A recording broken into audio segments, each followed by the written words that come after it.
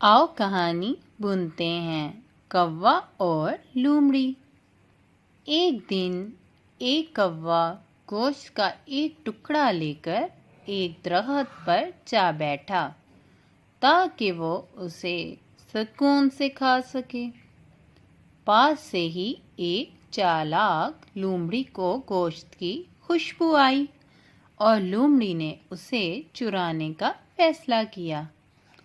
लिहाजा लोमड़ी दरख्त के नीचे पहुंचकर कौवे की चापलूसी करने लगी।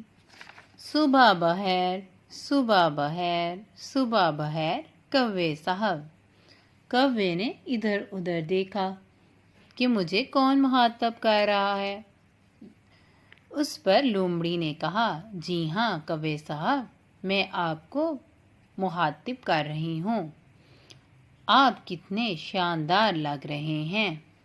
कौवा ये सुनकर खुश हुआ। आपके पंख कितने काले, खूबसूरत और चमकदार हैं। काश आपकी आवाज़ भी इतनी ही खूबसूरत और शानदार होती तो आप तमाम परिंदों के बादशाह होते। कौवा लोमड़ी की मीठी मीठी बातों में आ गया। लोमड़ी की चापलूसी में आकर कौवा ये साबित करने का फैसला करने लगा कि उसकी आवाज़ भी उसके पंखों की तरह कितनी शानदार है। कौवे ने सोचा कि वो लोमड़ी को अपनी आवाज़ सुनाकर ये साबित कर देगा कि उसकी आवाज़ भी बहुत शानदार है। लिहाजा वो काएं काएं काएं काएं करने लगा। जी हाँ, काएं काएं काएं काएं करने लगा। और जैसे ही उसने अपनी चोंच खोली, गोश्त का टुकड़ा सीधा नीचे जा गिरा और लोमड़ी ने वो गोश्त का टुकड़ा उठा लिया, जिसे वो बड़े आराम से और मज़े मज़े से हड़प कर गई। कौवा हैरत से लोमड़ी को अभी देख ही रहा था कि लोमड़ी जंगल की तरफ दौड़ती चली गई।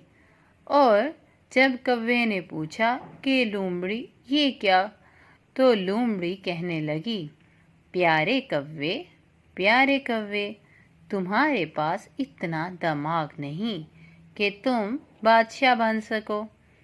जी हाँ, हमें इस कहानी से सबक मिलता है कि किसी की खुशामद से खुश नहीं होना चाहिए, बल्कि इंसान को अपना दिमाग इस्तेमाल करना चाहिए। प्यारे फ्रेंड्स, अगर आपको ये कहानी पसंद आई है और आप इस तरह की और कहानियाँ सुनना चाहते हैं तो हमारे चैनल को सब्सक्राइब करें और इस वीडियो को शेयर करें। Bye bye friends.